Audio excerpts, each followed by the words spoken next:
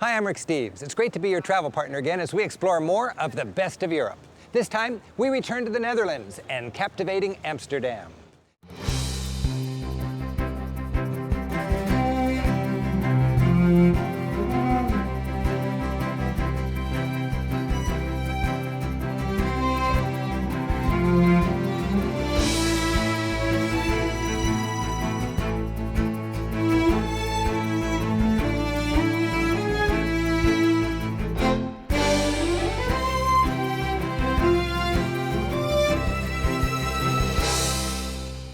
We'll start in Amsterdam, perhaps Europe's best preserved 17th century city, and at the same time, wild, modern, and a little jarring to some of the more conservative visitors.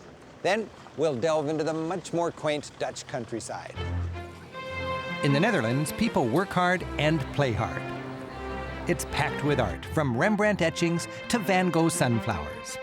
Flowers are big business. Herring goes down easy, and marijuana is sold openly in coffee shops.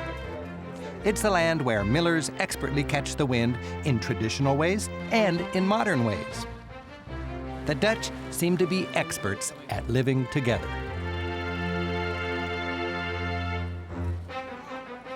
The Netherlands is Europe's most densely populated country. We start in Amsterdam.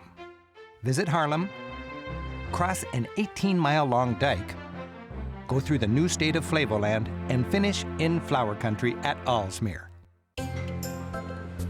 Amsterdam has about 1 million people and as many bikes. Here's a park and ride lot, Amsterdam style. The touristy main drag, Damrak, connects the train station with the city's main square. From this spine, the city opens like a fan, with hundreds of bridges and a series of concentric canals named gentlemen's, princes, and emperors.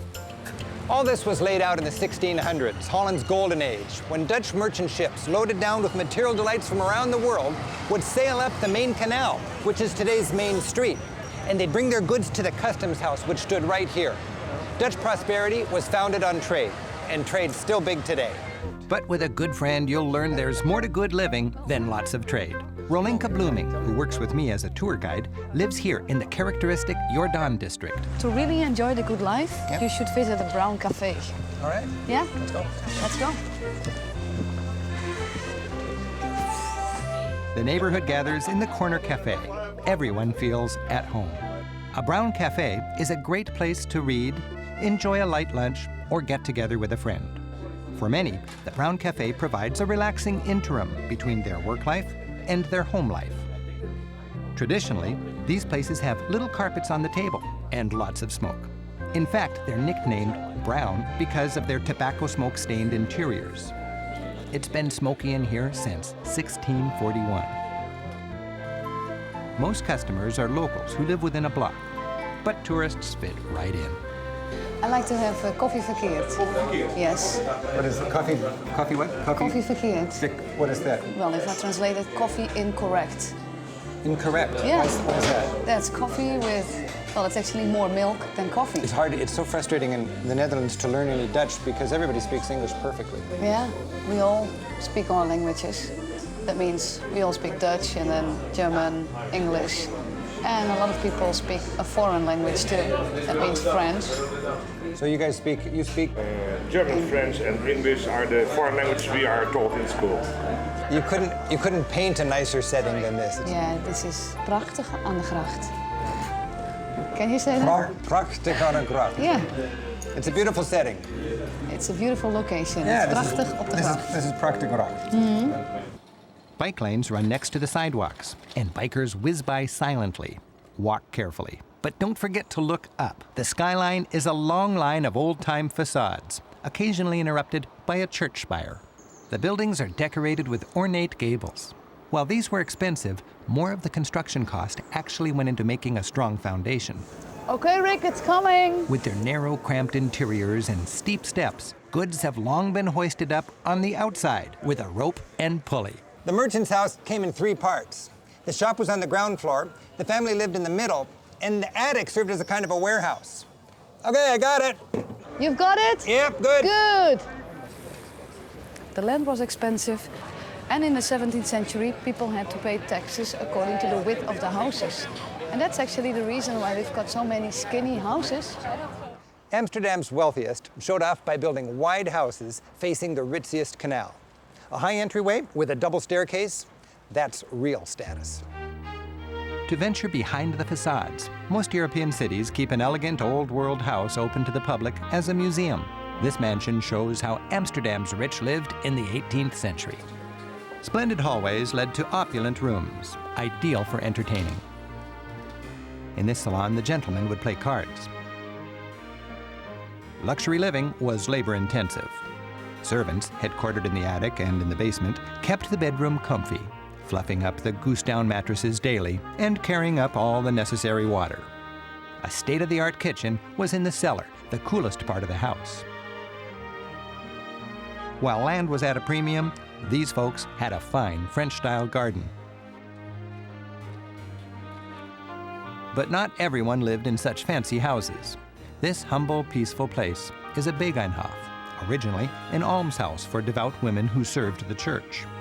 It provides a wonderful refuge from the city's noisy hubbub and a rare glimpse of Amsterdam from a more genteel time. This church has served Amsterdam's English-speaking community since 1607. The Pilgrims, refugees from religious intolerance in England, worshipped here before boarding the Mayflower for Plymouth Rock. Dutch people, sometimes despite their government, have a long tradition of tolerance. When the Netherlands won its independence from Catholic Spain, the Dutch government outlawed Catholicism, just on principle. But locals still conspired to give Catholics a way to worship, providing they kept a low profile.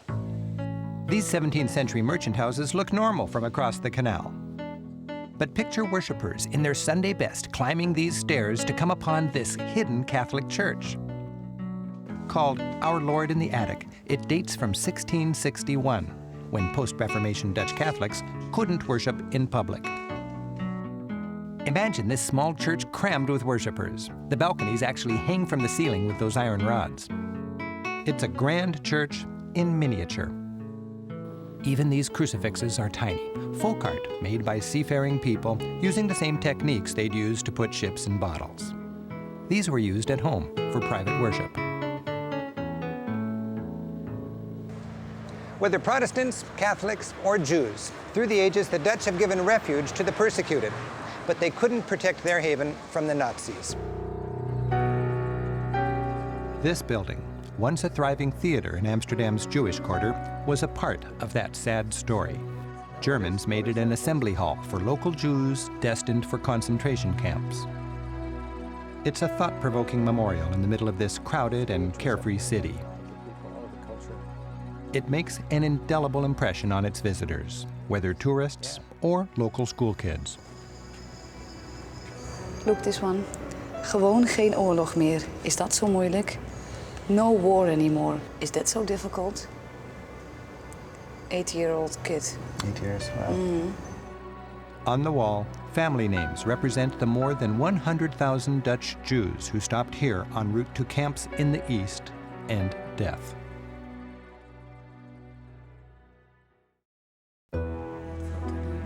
Nearby, the Dutch Resistance Museum takes you back to the 1940s during the Nazi occupation to tell how the Dutch fought back. Study forged ID cards.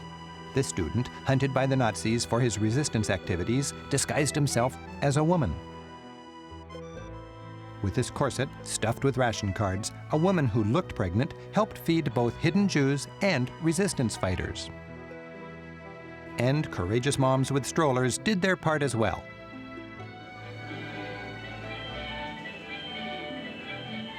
Propaganda movie clips tried to make Dutch Nazis look like winners.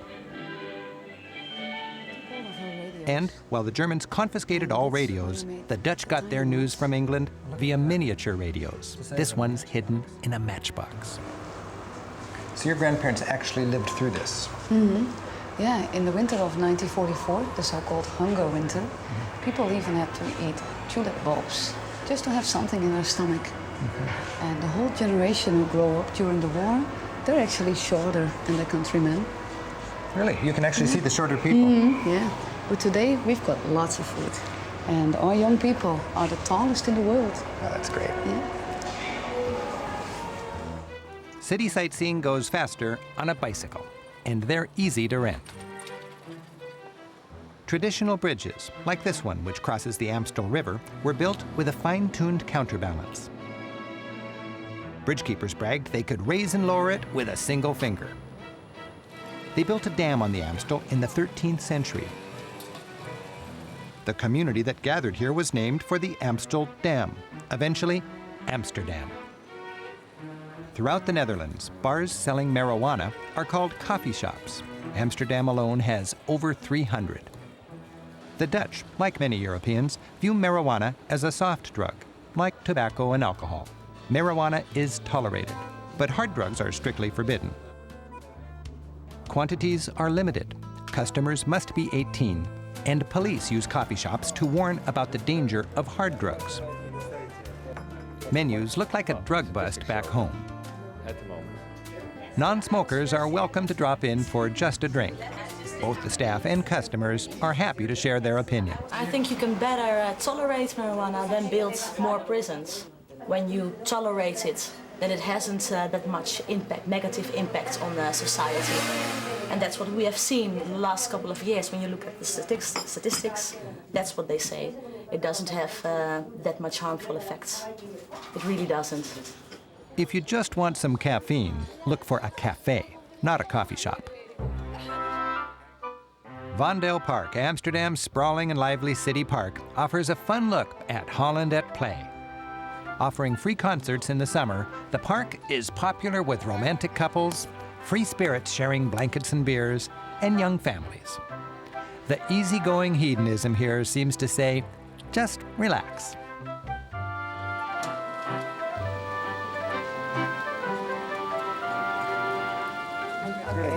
Okay. Hey, that was great. Thanks a lot. See you tonight. Tot ziens.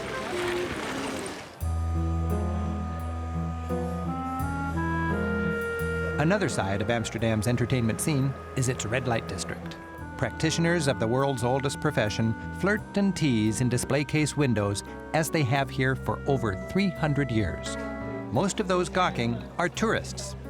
The Dutch have the same pragmatic approach to prostitution as they have to the recreational use of marijuana. They figure if it's going to happen anyway, rather than criminalize it, it's smarter to corral and monitor it. Generally, women pay rent for their space and run an independent business with no need for pimps. If a prostitute needs help, she pushes a button and the police come. This spectacle must be one of the most visited attractions in town. Browsers are welcome. But a canal cruise is my idea of a good time after dark. Canal boats give visitors a relaxing, scenic ride through town just about any time of day. Whether on a privately hired party boat or on a narrated sightseeing boat, you'll see Amsterdam at its graceful best.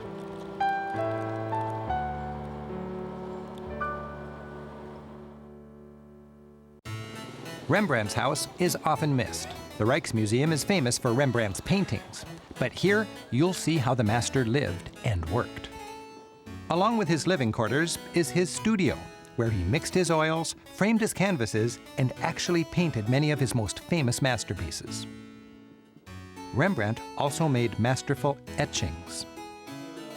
To make an etching, start with a copper plate. Cover it with acid-resistant wax and sketch by scratching away the wax. Then, dip in acid, which etches the intended design into the copper. Smear with ink, wipe off the excess, and it's ready for printing.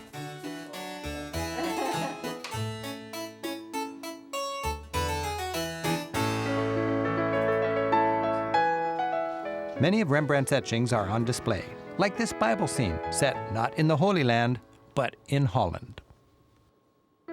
A more modern Dutch master was Vincent van Gogh, or as the Dutch say, Van Gogh. The Van Gogh Museum, designed as a stroll through the story of Vincent's life, shows how intimately his life and art were intertwined. Van Gogh grew up in poor, rural Holland. From the start, he had an affinity for the working people. His Potato Eaters, a painting as dark and grainy as the soil itself, gives these farm laborers the same dignity Rembrandt gave to merchants and aristocrats. As a young man, Vincent was very religious. He studied to be a pastor and did church work in poor communities. But this wasn't his true calling. He decided to paint, to capture the world he felt so intensely on canvas. He moved to Paris, where the City of Light opened up a whole new world of color. Vincent hobnobbed with the Impressionists. He studied their rough brushwork, bright colors, and everyday scenes. He painted shimmering reflections like Monet, cafe snapshots like Degas, still lifes like Cézanne, and self-portraits like nobody else. But Vincent longed to strike out on his own. He headed for the south of France, arriving just as winter was turning to spring. Energized by the sun-drenched colors and blue sky, in just 2 years, Vincent produced an explosion of canvases. His unique style evolved beyond the Impressionists. Thicker paint, brighter colors, and swirling brushwork that made even inanimate objects pulse and vibrate with life. Vincent's ecstasy alternated with depression. After a fit of madness, he was admitted to a local mental hospital. His letters home told of his great loneliness. While in the hospital, he found peace painting calm scenes of nature. But he also wrestled with his inner world, capturing spiritual scenes with surreal colors, twisted forms, and dark outlines.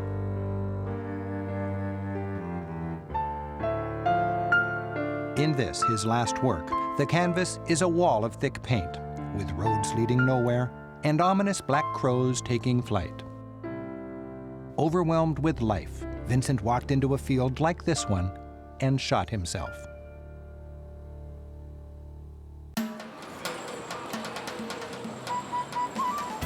Amsterdam's train station is a springboard to the small towns and countryside, which feel more traditionally Dutch and are great to explore. In such a small country, most sites are a quick hop from here.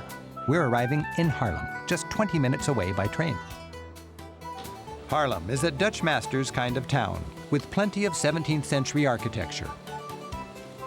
Haarlem's market square, traffic-free since the 1960s, has been the town's focal point for centuries.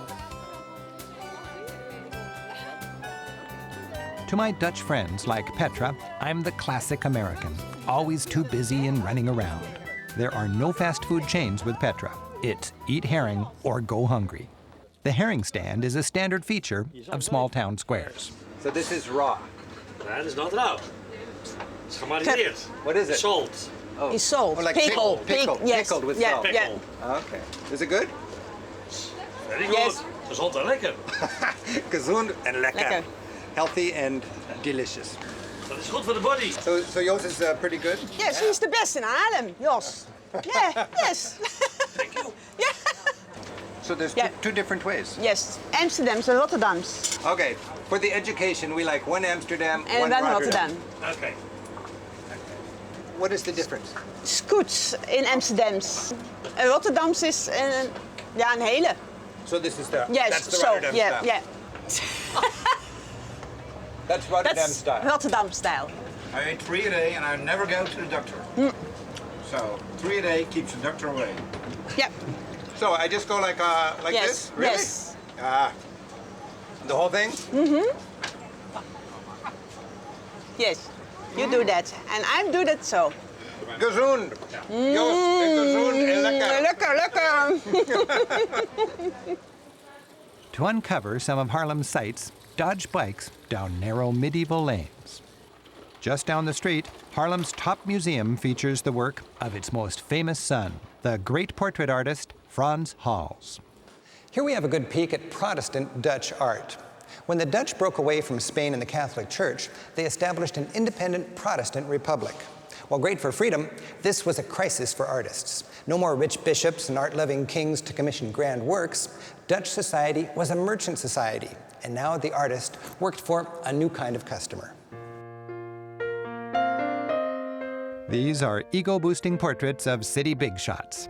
They epitomize the independent and upwardly mobile Dutch of the time, the men who made the Golden Age golden. These Dutch worked hard and were proud of it. Here, some businessmen close a deal. They enjoyed displaying the fruits of their labor, an exquisitely detailed still life of good food. No preachy Madonnas or saints, but a canvas reminder that this household had some fine pewterware. In this woman's portrait, her elegant outfit and jewelry are painted with as much care as her face.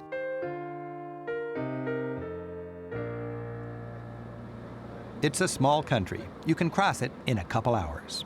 And with so much of it reclaimed from the sea, the country is twice as big today as it was 300 years ago. This is polderland, once the seabed, now reclaimed. To pump out all that seawater, the Dutch used one of their leading natural resources, the wind. For centuries, the Dutch have built windmills. Over 1,000 survive, many of them still work, and some welcome visitors interested in a peek at the clever engine that powered the creation of this land. Now, I'm standing 12 feet below sea level. Many windmills turned Archimedes screws like this, which by rotating in a tube, pumped the water up over the dike and into the sea. To catch the desired amount of wind, millers, like expert sailors, know just how much to unfurl the sails. Mills are built with sturdy oak timber frames to withstand the constant tension. When the direction of the wind shifts, the miller turns the cap of the building, which weighs 25 tons, to face the breeze. As he spins the winch, it all slides on these wooden roller bearings. Then, with a hefty chain, he anchors it in the correct spot. As the gears, greased with beeswax and oil, connect, wind becomes clean power, Archimedes' screw rotates, and the water spirals up.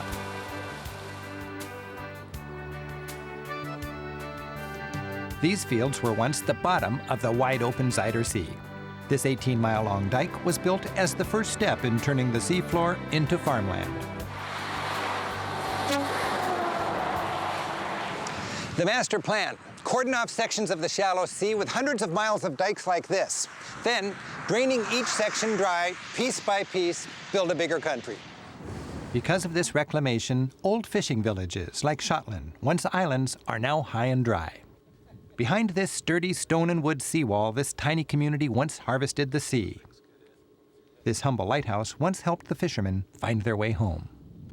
Now, I'm standing below sea level. I know that because this marks sea level, according to the official Amsterdam measure. Now imagine this, 50 years ago, this buoy was bobbing in the harbor. What was the bottom of the sea is now a fertile field. And when farmers first tilled their new soil, they uncovered more than just muck and mollusks. This is a propeller from an English bomber. When they drained the sea, they found a rusty graveyard of World War II wreckage. Rural Holland is not only old and quaint. Here in Flevoland, the Netherlands' newest state, windmills are still part of the landscape. But rather than pump water, they generate power for the needs of, with today's wind, over 9,000 households. In Flevoland, some of the residents are actually older than the land they lived on, which was reclaimed from the Zuider Sea in the 1960s. The roads, commercial centers, and neighborhoods, made affordable to the masses, are all carefully planned and tidy as can be. The salty new seabed soil is treated organically and eventually becomes extremely fertile. Something the polder soil grows particularly well are flowers. And here at the Aalsmeer Flower Auction, it's clear, flowers are big business in Holland. Visitors are welcome to tour what they claim is the world's biggest commercial building. Strolling the fragrant catwalk, you peer down on the action. In 5 auction halls, over 1,000 wholesalers bid on trainloads of flowers as they cruise slowly by. Traditionally, the buyers are men. To get the flowers out as fresh as possible, everything happens in lightning speed, including the bidding. This is a special kind of auction, and we call it a Dutch auction, because the price is going down from high to low. The price is always per flower, and then the light is started by the auctioneer, and the first buyer who has pressed the button is the only buyer. So you must be very, very fast. It's the only way to sell so many flowers in one morning, an average of 21 million flowers. Workers scrambled to get each buyer's purchase assembled on a train and shipped out fast to their flower-hungry market. The Dutch are the world's leading flower exporters. 80% of these flowers are going abroad. Every day, 21 million flowers are sent from this building throughout Europe and around the world, destined to make someone's day. Thanks for joining us. Whether navigating wild and historic Amsterdam or just enjoying a small town square. Here in the Netherlands, everything's just so Dutch. I'm Rick Steves. Until next time, keep on traveling. Tot ziens. Hi, I'm Rick Steves. You know that? We should get this guy. That's right. Ik vind dat was een beetje heel Maar zoals allemaal niet. Hey, Mom.